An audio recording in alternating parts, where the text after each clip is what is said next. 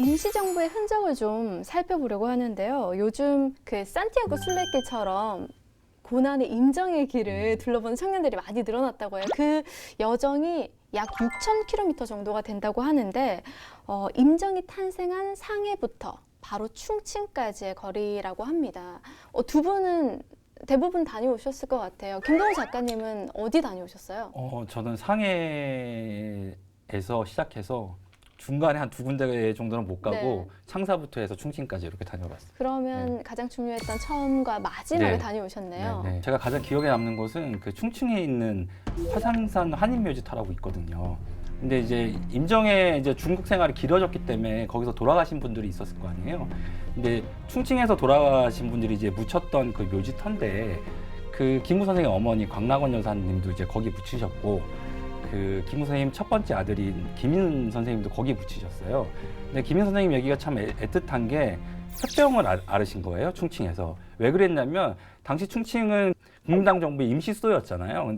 그렇다 보니까 막 물가도 폭증했고 그다음에 사람들도 많이 몰려들었고 또 겨울이 되면 추워가지고 석탄을 마구잡이로 막 뗐거든요. 그러다 보니까 공기가 너무 안 좋았던 거죠. 그래서 많은 독립투사들이 거기서 폐병에 걸립니다. 근데 김인 선생님도 폐병에 걸려요.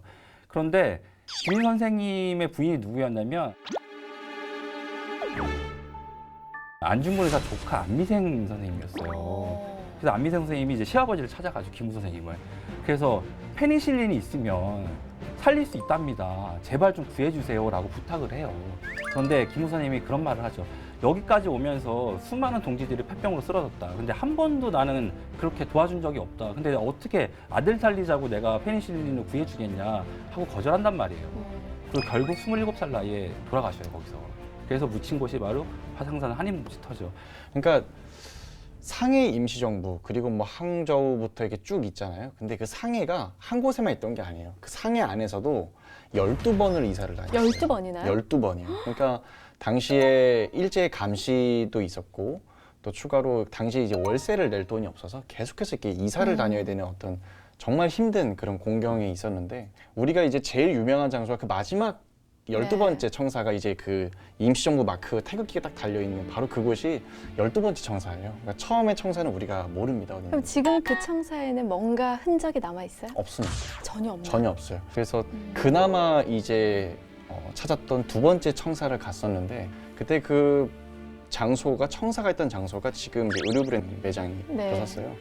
당연히 들어가 봤죠. 들어가는데 진짜 옷 매장을 그런 기분으로 들어가 본 적은 처음이었던 것 같아요. 어때요? 아니 매장에 가보면? 들어갔는데 그러니까 이제 안에 들어가면 이제 당연히 옷들이 이렇게 있잖아요. 근데 저는 거기를 두리번거리면서 갑자기 울컥하는 거예요. 그 느낌. 바로 이 장소에서 우리 임시정부와 임시의정원 그 당시 그 민족의 어른들이 여기서 계속 도망 다니면서 이사 다니면서 있었구나. 그러니까 그런 생각하고 딱 나오니까 눈앞에 보이는 그 거리가 지금 사람들이 그냥 지나가는 그 거리잖아요. 과연 이 사람들이 알까?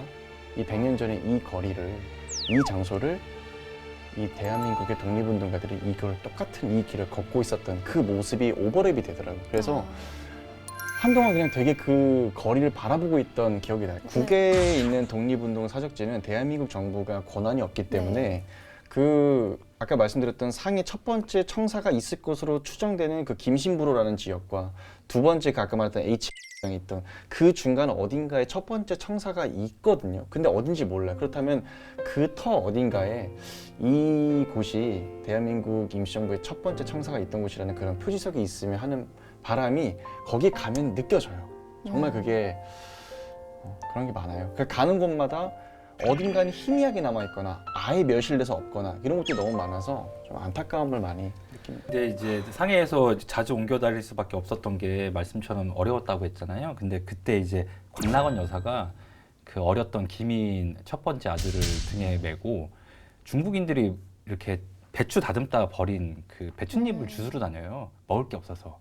근데 그거를 김구 선생님이 보세요. 그래서 어머니한테 뭐라 그러시냐면 이러실 거면 돌아가시라고 해주러. 그리고 돌아가시거든요. 내가 독립운동에 방해가 될 수 없지 하고. 그 안타까운 이제 현장인 거죠, 거기가. 사실 네. 도움이 되려고 왔는데 네. 도움이 되는 건지 안 되는 건지 마음은 혼란스럽고 사정은 어렵고 얼마나 그러니까 슬프고 그 괴로웠을까요? 기록이 이제 당시 그 임시정부 안에 있던 이제 여성 독립운동가 분 중에 정정화라는 선생님이 계신데 그 정정화 선생이 썼던 장강일기라고 독립운동 시기를 적은 어떤 회고록이 있어요. 거기에 이제 그런 내용이 나오거든요. 그때 이제 영경방이라고 해서 그 도로하고 그 집 호명 이름입니다. 거기에 이제 김구 선생님 가족들이 다 살았는데 그 영경방이 과거에는 지금은 그렇지 않지만 그때는 판자촌거리였어요. 그래서 소위 말해 정말 제일 가난한 사람들이 모여 살던 곳이었고 방금 작가님 말씀하신 것처럼 그런 배추 껍질 그런 거 버린 거 그거 쓰레기 모아서 그거로 시래기국처럼 국 끓여 먹고 그렇게 생활했기 때문에 상해 시절만 해도 녹록지 않았던 것 같습니다. 이 상해 시절에서 임시정부 활동을 했을 거고 또 독립운동을 펼쳤을 텐데 그 중에 가장 임팩트 있었던 사건이라고 하면 보통 이제 네. 임시정부가 이동을 할 때는 이동할 수밖에 없었던 어떤 큰 사건들이 보통 발생을 해요. 뭔가를 한 건 하는 거죠. 그렇죠.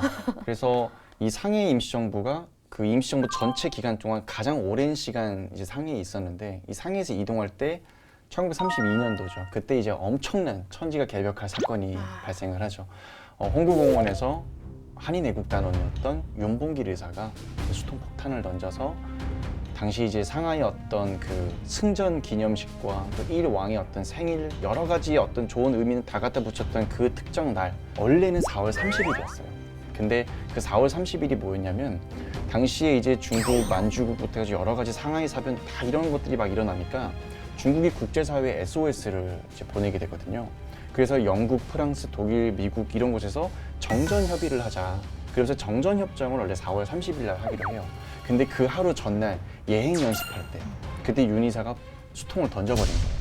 그래가지고 당시에 그 정전 협의를 하려고 했던 어떻게 보면 책임자들, 고위 관직자들이 대부분 사망하거나 중상, 경상을 입고 정전협정은 이제 무기한 보류가 돼버렸죠. 그때 그 사건으로 인해서 당시 침체되어 있었던 이 임시정부에 장제스의 국민당 장제스의 어떤 전폭적인 지지가 있었고요.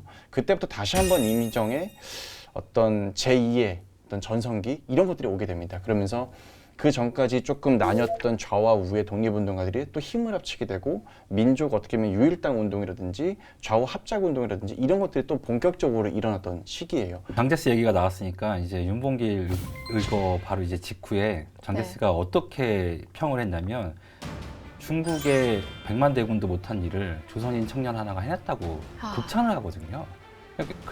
근데 이제 그 당시에 좀 시대상을 보면 만보산 사건이라고 있었어요. 이제 중국 농민하고 이제 한국 농민이 이제 수로 가지고 좀 싸웠던 이제 사건인데 그 사건 때문에 중국인들에 대한 한국인에 대한 그 감정이 아주 좋지 않았거든요. 감정의 골이 있었어요. 그리고 중국에서는 왜 자꾸 중국 땅에서 독립운동을 하냐, 한국 사람들이 일본을 자꾸 자극해서 침략의 빌미를 줄 수 있다고 부정적으로 자꾸 봤거든요.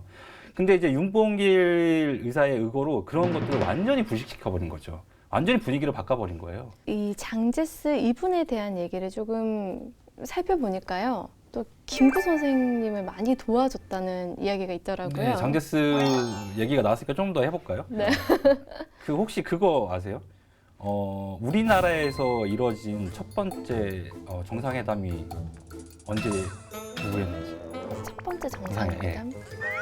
우리나라에서? 네. 1949년 진해에서 네. 장제스랑 이승만이 있어요. 아, 네, 네. 장제스는 우리한테 인연이 많아요. 네. 그리고 1966년에 박정희 대통령이 대만을 갑니다. 네. 거기서 이제 장제스랑 또 회담을 하는데 그때 아주 재미있는 일화가 만들어지는 게 박정희 대통령을 만났던 장제스가 이렇게 묻습니다. 윤봉길의 가족들은 잘 있냐? 소름 끼치는 대답이죠. 이 장제스 이분이요. 네. 그 순간에 한마디로 이 정세를 바꿀 수 있는 인물로 반한 게 아닐까요? 그러면서 장제스가 또 이렇게 물어봐요. 박정희 대통령한테 돌아가시거든 윤봉길 의사들의 가족들을 좀 챙겨달라.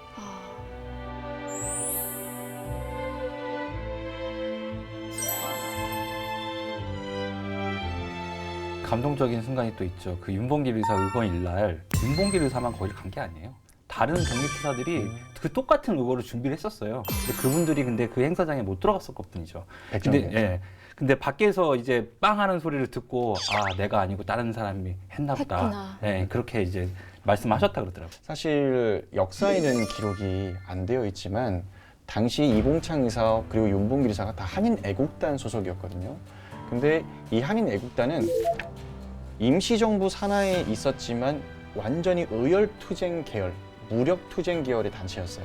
그래서 이 흔히 말해 우익 계열의 이 임시정부 안에서 좌익 계열의 단체가 통합되어 있던 그런 그림이었던, 그러니까 그것만 봐도 이런 대목에서 우리가 아 독립운동의 좌우가 어딨냐 이런 말이 이제 여기서 나오는 거거든요. 근데 그렇게 활동하던 이 한인 애국단 안에서 실제 문서, 그 당시 일본 외무성이나 이런 데 기록이 남아있는 자료가 또 다른 윤봉길, 또 다른 이봉창이 77명이었다는 말이 나와요. 그러니까 그 한인 애국단의 청년이 77명이었어요. 그럼 실제로 시도는 많이 해봤다는 실제 거죠? 윤봉길 의사, 이봉창 의사 말고도 또 의거를 했던 독립운동가들이 있어요. 그분들을 똑같이 붙잡혔고 그분들도 중국 대련시에는 여순 감옥에 갇혀서 거기서 옥사한 분들이 있어요. 심지어 광복 1년 전인 1944년에 돌아가신 분도 있어요. 그러니까 한인 애국단은 비록 우리가 그 안에서 이봉창 의사와 윤봉길 의사를 우리가 어떻게 보면 교과서에 나오는 인물이기 때문에 우리가 좀 친숙하지만 그 한인 애국단은 그 둘만 있었던 게 아니라 70여 명이 넘는 조선의 청년들이 함께 뜻을 모아서 만들었던 단체였다. 우리가 윤봉길 의사를 생각할 때 그 거사가 성공한 점, 그리고 그분의 대단함, 그런 걸 생각할 때 함께 그 수많은 과정에 희생되었던 독립투사들도 좀 기억을 하면 좋을 것 같습니다. 그런데 임시정부 이 상해에서 이런 사건이 발생했단 말이죠. 그럼 그 다음에는 더더욱 힘든 여정이 있을 거란 말이죠. 광저우로 이제 가죠. 갑자기 2달 만에 일본군이 광저우에 이제 상륙한다는 소식이 전해진 거예요. 또 도망가야 네, 또 도망가야 되는 상황이 된 거예요. 그때 이제 중일 전쟁부터 해서 수많은 민간인 학살이 또 일어난 시기이기도 하고요. 그래서 당연히 독립군의 세력도 굉장히 약화되는. 비믹주라는 분입니다.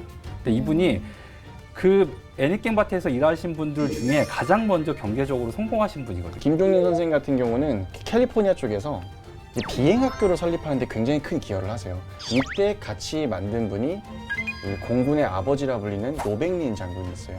이분은 공군 조종사 겸 독립운동가입니다. 충칭에 가면 그 문재인 대통령이 서서 그 사진 찍었던 그 계단이 있는 그 임정의 마지막 행사가 남아있거든요. 되게 이렇게 꼬불꼬불한 골목 안에 이렇게 있어요. 근데 이제 가보면은 종착점이잖아요, 거기가. 요 한 칸이라도, 요 건물이라도 하나 갖고 있었으니까 조금은 좀 안도가 되는 그런 분위기가 있더라고요.